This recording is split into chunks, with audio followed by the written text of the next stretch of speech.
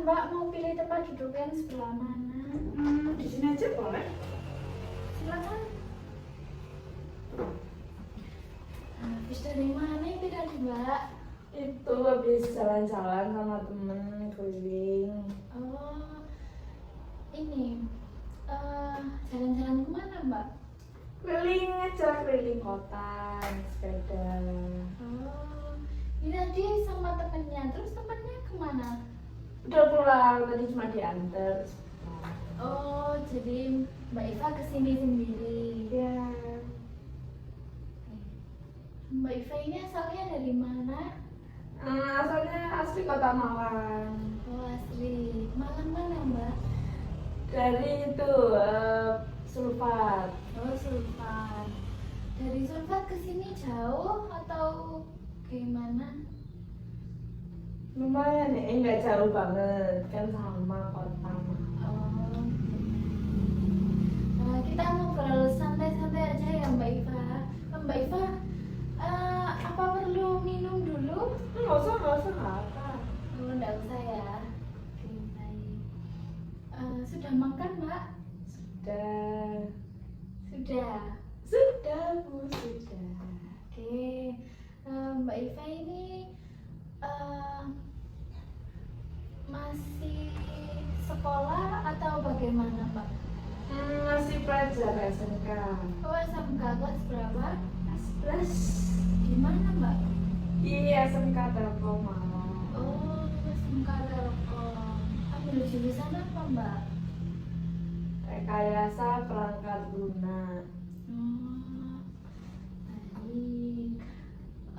Sebelumnya Mbak Iva ini apa sudah pernah melakukan sesi konseling? Sudah, tapi di sekolahnya. Oh, di sekolah sudah pernah ya Mbak ya? Itu juga dilakukan secara individu seperti ini atau berkelompok? Individu. Oh, individu. Konsultasi gitu ya Mbak ya? Oke, baik. Mbak Iva tahu tempat ini dari teman atau lihat-lihat di Google atau bagaimana Mbak? Pertamanya itu referensi dari Google. Terus ada teman yang menyarankan, katanya sih bagus. Oh gitu. Baik. Kalau gitu tadi Mbak Iva kan juga sudah pernah melakukan sesi konseling juga ya. Tapi di sini sekarang Ibu akan menjelaskan sesi konseling yang akan berjalan nantinya. Tentunya Mbak Iva kesini juga akan menceritakan masalah yang sedang dirasakan hari ini ya Mbak ya. Jadi sesi konseling hari ini akan dilaksanakan selama 30 menit ya Mbak ya. Dan Mbak Iva bebas menceritakan apa yang sedang dirasakan tanpa takut untuk meluapkan semuanya, karena yang mengetahui dari permasalahan Mbak Iva hari ini hanya saya dan Mbak Iva. Oke, baik. Nanti jikalau kenapa Mbak Iva santai aja ya. Mbaknya lucu. Oke, kita lanjut ya Mbak ya. Nanti misalkan Mbak Iva ini dirasa permasalahannya kurang belum lega hari ini, nanti kita akan mengadakan sesi yang kedua. Oh iya, lupa Mbak. Sebelumnya saya perkenalan dulu ya Mbak ya. Maaf saya lupa. Nama saya Nafira, bisa dipanggil Bu Nafira atau Mbak, atau terserah senyamannya Mbak Iva saja gitu ya. Oke, baik. Dari sini apa ada yang ingin ditanya lagi Mbak? Mbak ada sih. Sudah cukup. Oke, baik. Bagaimana Mbak Iva, apa sudah siap untuk memulai sesi konseling? Ya, sudah. Oke, baik. Silakan Mbak Iva bisa menceritakan apa yang sedang Jadi saya punya teman dekat cowok. Makanya kita ya temenan seperti remaja pada umumnya. Terus berlanjut lagi chat. Terus ternyata dianya yang nyaman, sayanya ya masih ambigu. Terus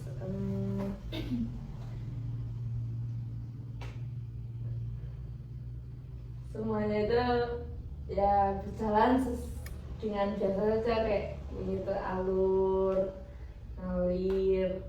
Terus tiba-tiba itu dia jadi ketua sportdan.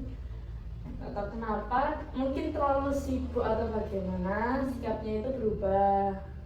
Nah, saya juga bingung itu karena apa. Tapi perubahan itu membuat saya janggal. Saya penasaran kenapa dia berubah. Setiap saya tanya mesti kayak jawabnya nggak ada yang berubah. Dia cuma bilang capek, nggak ada yang berubah, cuma aja. Terus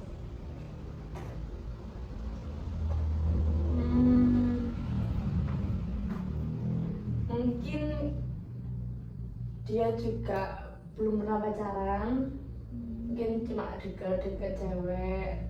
Terus mungkin karena dia terlalu obses sama menjadi ketua dan masuk sebuah organisasi, mungkin dia lupa kalau sekitarnya ketika semua targetnya sudah tercapai. Tapi itu membuat saya kurang nyaman karena ya itu saya tidak mendapatkan jawaban atas perubahan sikap dia.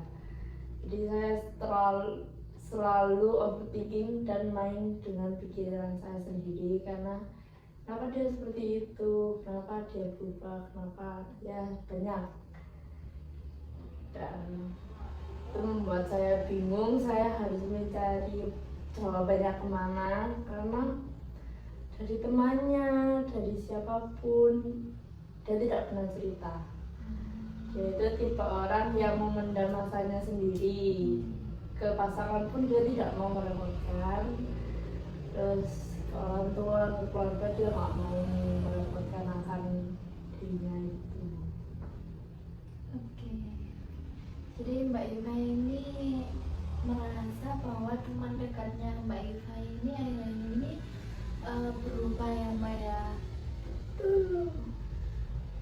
Sebelumnya Mbak Iva juga sudah pernah tanyakan kalau misalkan kenapa berubah, itu sudah pernah tanya ya? Sudah, cuma itu jawabannya tidak ada.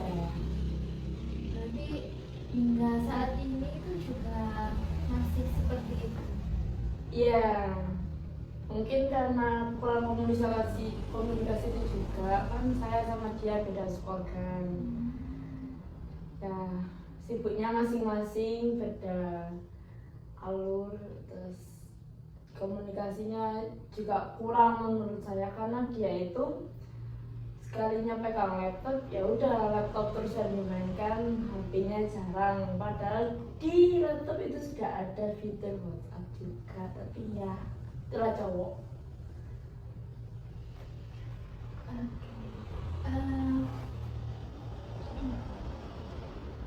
Mbak Iva apa sudah lama bersama teman dekatnya itu? Lumayan, mungkin kurang lebih sudah 1 tahun.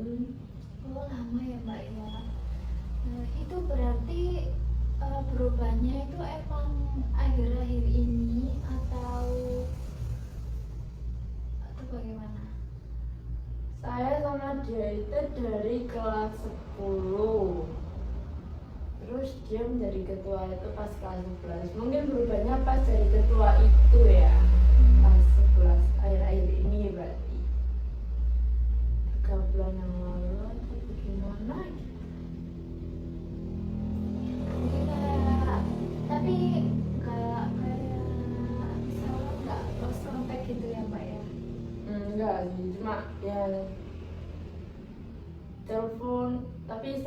aja, hanya telepon. Kalau chat pagi siang itu biasanya jarang, cuma ya biasanya cuma ngabarin ini lagi ini udah gitu aja sih, nggak pernah yang intens kayak sebelumnya.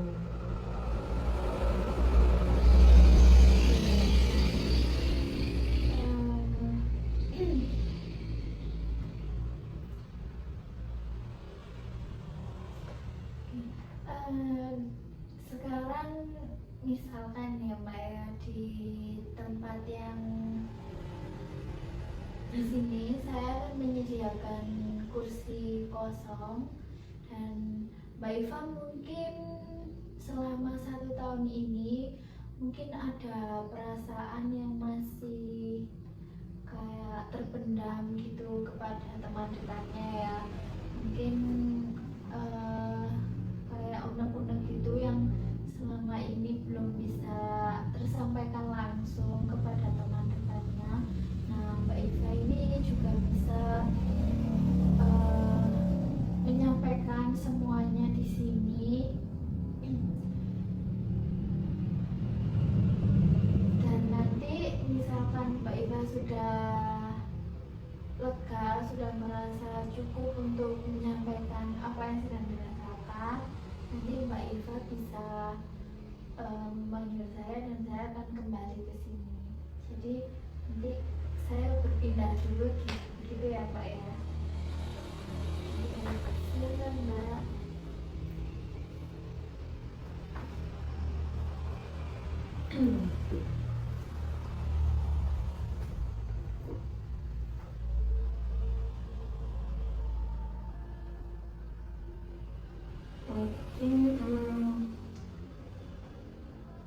Pertanyaan yang selalu ada dalam pikiranku adalah kenapa kamu berubah dan apa alasan dan motif dari itu. Kayak kamu kenapa sih berubah? Aku salah apa? Kalau misal ada salah itu bilang, jangan dipendam sendiri. Kalau emang salah ya ditegur, kan cuma dia salah tapi aku akan cuek, bukan gitu. Terus kayak ke pasangan itu terbuka aja, nggak usah dipendam sendiri. Apa sih gunanya pasangan itu kalau semuanya nggak bisa cerita, nggak bisa sharing. Terus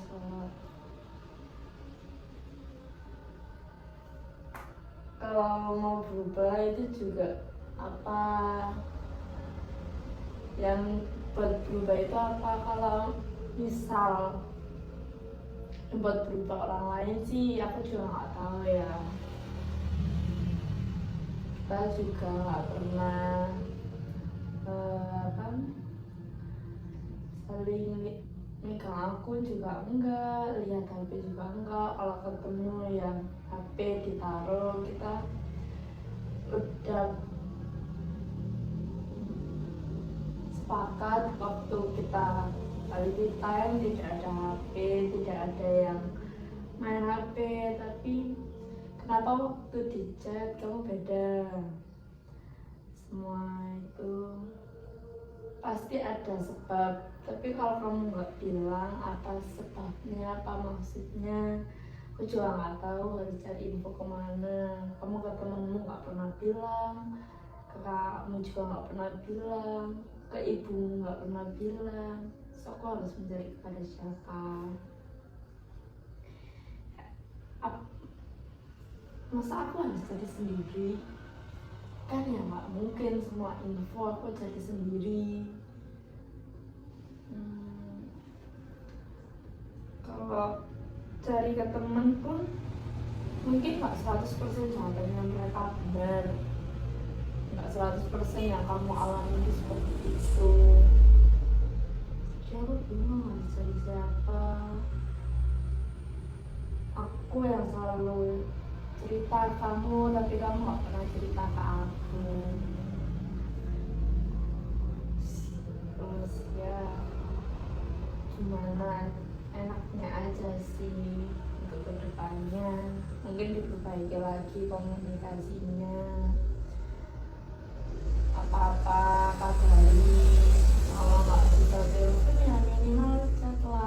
meskipun dua-duanya sibuk, chat cuma butuh 1 menit buat ngetik, selesai, udah sih gitu aja.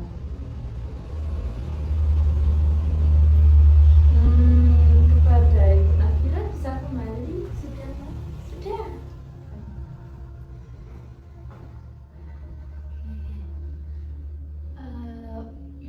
Bagaimana Mbak rasanya setelah meluapkan yang sedang dirasakan sekarang?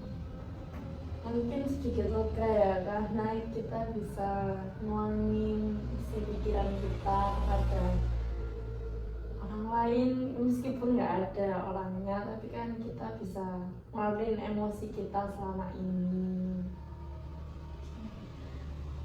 Berarti Mbak Iva ini apa tiap hari ketemu di sekolah? Ketemu, tentunya ketemu sih, karena juga kelasnya alhamdulillah berseberangan. Biasanya kalau waktu istirahat kita juga biasanya ke kantin bareng, atau pulang sekolah juga pulang bareng. Kalau misalkan teman dekatnya Mbak Iva ini, menurut Mbak Iva ini berubahnya itu hanya ketika pada di WhatsApp saja atau waktu ketemu juga seperti itu? Mungkin di WhatsApp aja ya, soalnya dia dari dulu emang jarang HP-an, main HP itu jarang. Biasanya main HP itu cuma main game. Ibunya pun kadang ya sebel karena dia itu jarang ngabari gitu. Terus kayak tambah akhir-akhir ini dia kan anaknya desain, suka mendesain. Jadi kalau udah desain ya udah, dia suka di desain itu, nggak pernah mikir hal lain.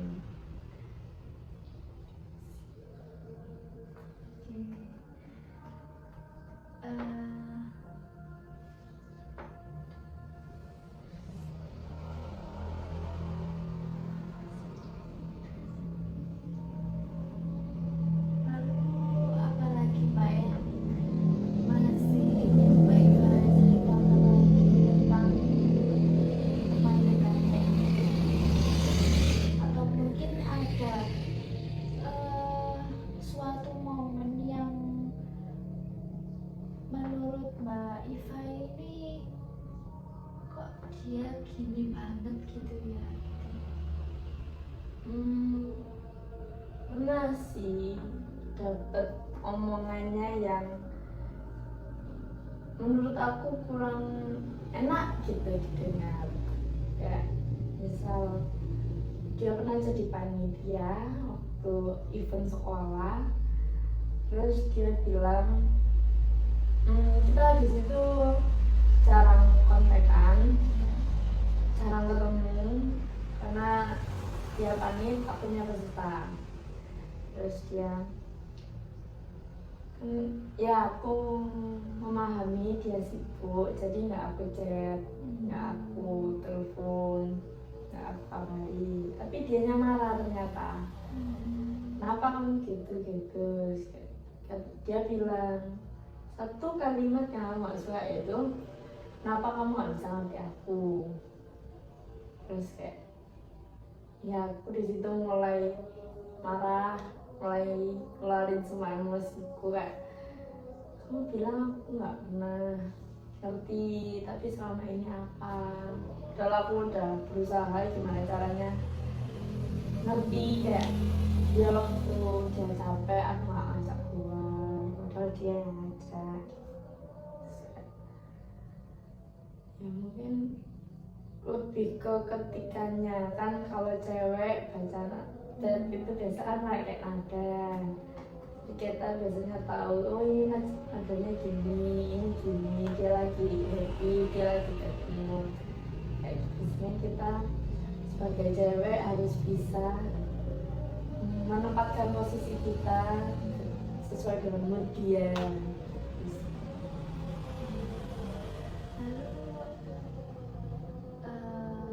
Setelah Mbak Iva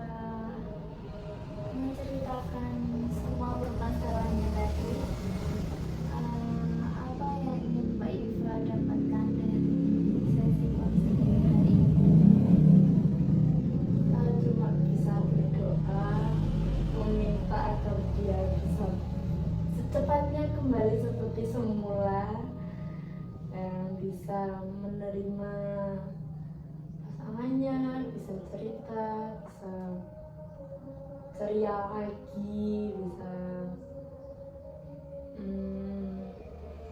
berdamai dengan lingkungannya, tidak sibuk dengan dunianya. Itu sih. Tadi kan Mbak Iva bilang kalau misalkan Mbak Iva itu kayak selalu excited sendiri gitu ya Mbak. Ya. Ini misalkan Mbak Iva terus berada di posisi seperti ini, apakah itu tidak akan merugikan Mbak Iva sendiri? Jelas merugikannya, tapi prinsip saya itu saya akan berhenti ketika saya capek. Jadi ketika saya belum capek dan saya masih merasa bisa nih dipertahanin, bisa nih gini, kayak kita masih bisa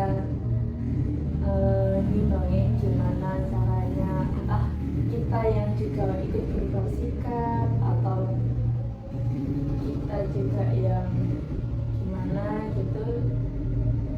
Jadi saya punya prinsip saya akan berhenti ketika saya capek. Jadi kalau saya udah benar-benar capek, udah benar-benar nggak mau sama dia, baru saya akan pergi.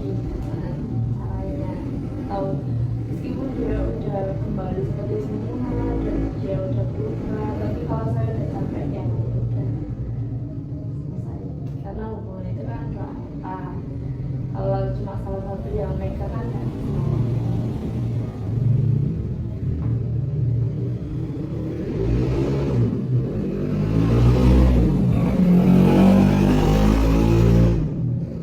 Maaf ya Mbak ya, Aman.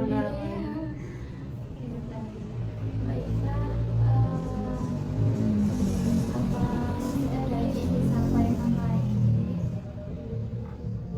Kalau masalah pasangan kayaknya cukup itu. Tapi kalau misal kita pindah topik bisa. Bisa ya Pak ya, tapi mungkin itu akan kita lanjutkan di pertemuan kedua. Nanti kita janjian aja gitu Pak ya. Mungkin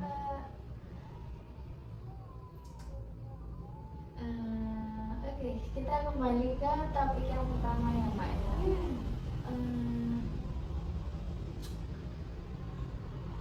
Langkah apa yang akan Mbak Iva ambil setelah melakukan sesi konseling hari ini?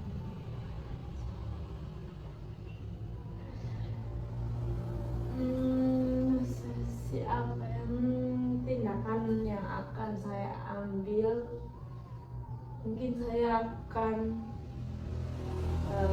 menyadarkan diri saya sendiri untuk tidak sebucin ini dalam suatu hubungan. Tidak gimana caranya saya punya pikiran, oh iya ini cowok seperti ini, dia nggak baik, dia nggak ada sih, kayak dukungan dari teman itu juga perlu. Kan ada orang yang bilang restu teman itu sangat penting daripada restu orang tua. Dan enggak ya, karena yang tahu kan biasanya kita nggak tahu cowoknya ini gini, tapi ternyata teman kita yang lebih tahu, kayak dia memberikan info.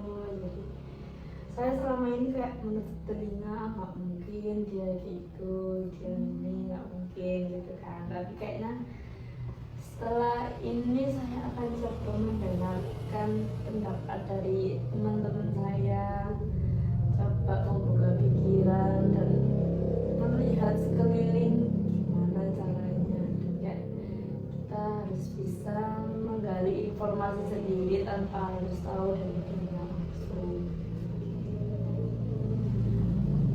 Sangat bagus ya langkah yang akan Mbak Iva ambil setelah ini. Jadi temannya Mbak Iva ini sudah ngasih info gitu ya kadang? Sudah beberapa sudah ada yang bilang kalau tapi ini gini ya cuma itu saja. Saya yang nggak pernah menceritakan, nggak pernah mendengarkan.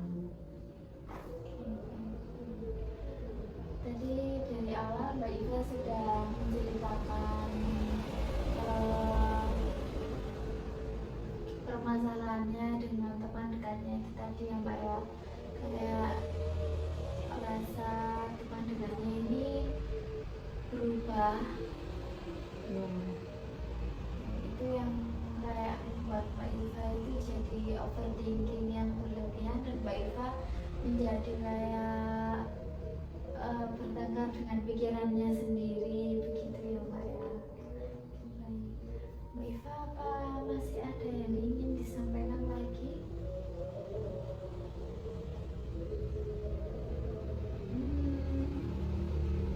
Apa ya?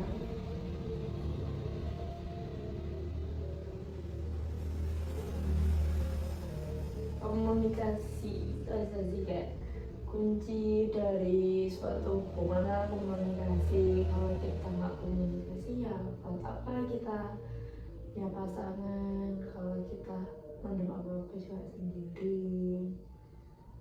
Kan pasangan juga meskipun nggak terlalu ngerti kita, tapi setidaknya pasangan itu tahu kalau kita punya masalah, kita punya dia untuk tempat cerita, kita punya rumah berdua selain keluarga. Apalagi kan kita sama-sama anak rantau, kayak dia dari Kediri, saya dari kabupaten gitu kan. Jarang ketemu keluarga, terus ya di kos, ya berharap aja sih dia bisa lebih terbuka lagi kepada sekelilingnya, terutama ke saya. Gimana caranya dia punya pikiran, oh ya ini pasanganku, aku harus menjaga dia, gimana caranya.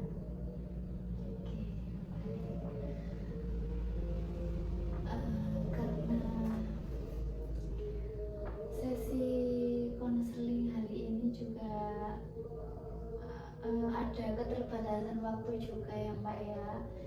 Nanti kalau misalkan Mbak Iva ingin, tadi kan Mbak Iva sudah menemukan langkah selanjutnya. Nah, saya tunggu ya Mbak ya untuk progresnya Mbak Iva ke depannya bagaimana.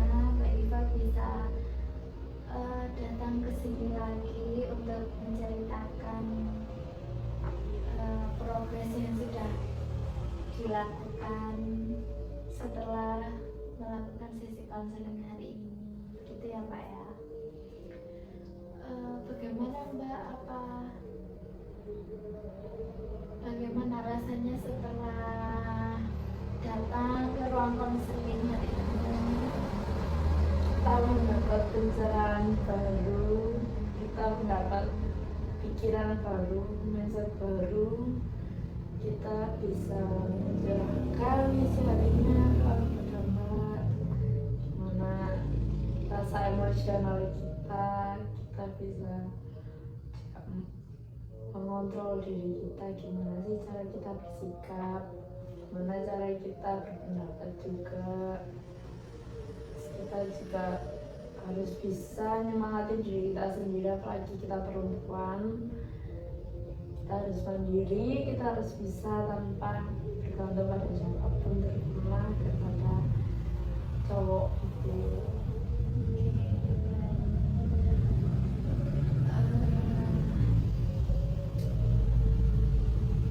Oke, baik Mbak Iva, karena Mbak Iva juga sudah merasa lega dan Mbak Iva juga sudah tahu akan mengambil langkah selanjutnya seperti apa, dan itu menurut saya juga langkah Mbak Iva yang sangat bagus ya Mbak ya. Mbak Iva setelah ini apa ada kegiatan lagi? Nggak ada sih, kayaknya langsung mau pulang juga.